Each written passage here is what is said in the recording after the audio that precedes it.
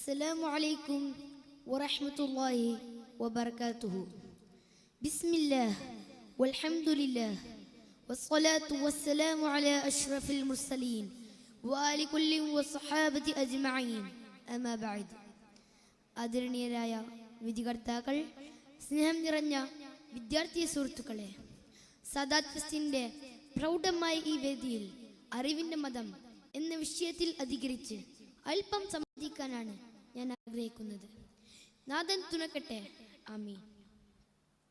ജൈവിക ജന്യങ്ങളിൽ ഉന്നതനായ മനുഷ്യനെ മറ്റിതര ജീവികളിൽ നിന്ന് വ്യതിരിക്തനാക്കുന്നത് അവന്റെ അറിവും വിവേകവുമാണ്.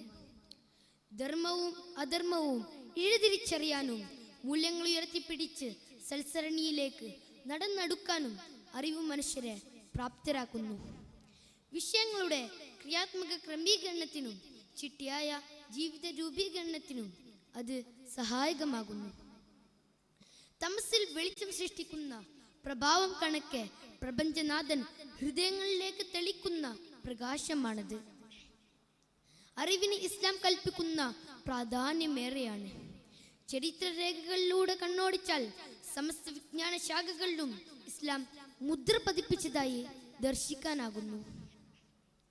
വൈദ്യശാസ്ത്രത്തിലെ ഇബ്നു സീന മുതൽ ആൽക്കമിയിലെ ഇബ്നു ഹയ്യാൻ വരെ നീളുന്ന വിജ്ഞാന വിചക്ഷണനാണ് വിവിധ വിജ്ഞാന മേഖലകളിൽ അടിസ്ഥാന ശിലപ്പാകിയത്.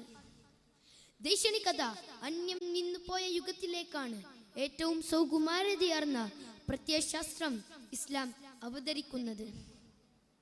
ഒരു വേള അറിവിന് ആരാധനയേക്കാൾ ഇസ്ലാം വില കൽപ്പിക്കുന്നുണ്ട്.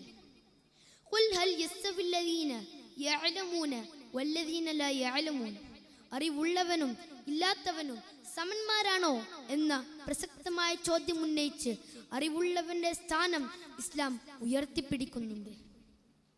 2009 ജനാധിപത്യത്തിന്റെയും ബഹുസ്വരതയുടെയും രാജ്യമെന്ന് മേന്മ നടിക്കുന്ന ഇന്ത്യ നിർബന്ധിതവും സൗജന്യവുമായ വിദ്യാഭ്യാസ സംവിധാനത്തിന് രൂപം നൽകുന്നതെങ്കിൽ 14 ശതകങ്ങൾക്കപ്പുറം അവിടുന്ന് വിദ്യാഭ്യാസം നിർബന്ധിതമാക്കിയിരുന്നു. ഏതറിവ് തിരഞ്ഞെടുക്കണമെന്നും ഏത് വർജിക്കണമെന്നും എങ്ങനെ പ്രയോഗത്തിൽ വരുത്തണമെന്നും ഇസ്ലാം നിഷ്കർഷിക്കുന്നുണ്ട്. ജാഹിലിയത്തിന്റെ അന്ധകാരത്തിൽ അഭിരമിച്ച ജനതയ്ക്ക് അറിവും നെറിവും പകർന്നു നൽകിയ മതമാണ് ഇസ്ലാം.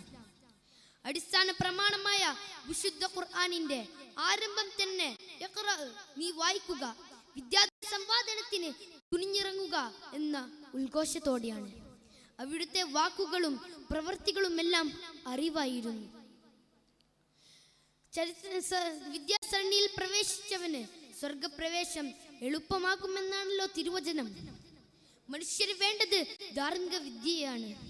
സ്വജീവിതത്തോട് ഇഴകിച്ചേരുമ്പോഴാണ് അതിന് പൂർണ്ണത കൈവരുന്നത്.